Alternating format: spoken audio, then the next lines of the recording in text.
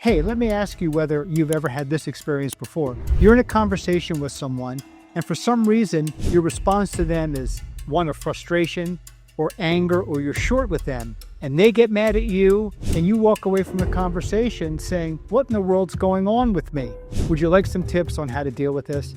Hi, everybody. I'm Frank Spector. Yes, I am a medical malpractice lawyer, and you know me from my medical malpractice posts, but I've created a playlist which I've posted below. And in that playlist are videos on how we can make our communications more healthy. I've spent so much time myself trying to improve my communications. I've learned so many tips along the way that I wanted to share those tips with you.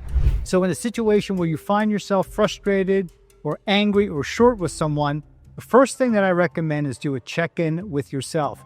And here's a tip and a tool that I learned, and I hope you find it valuable. And that tip is called HALT. H-A-L-T. What's that stand for? The H stands for hungry, the A stands for angry, the L stands for lonely, the T stands for tired. Sometimes if we're in any one of these states, we may not be in great control of our emotions, and that's why we're acting frustrated or angry or short with the person we're talking to. So if we recognize that it could be one of those four things, that may give us some clarity as to what's going on with us. Hungry is pretty obvious. But if we're angry, if we have something that happened in the course of our day and we're angry, not at the person that we're talking to, just angry with something else, we may transfer that anger onto that other person. That's not fair to do to them because they weren't the source of your anger in the first place.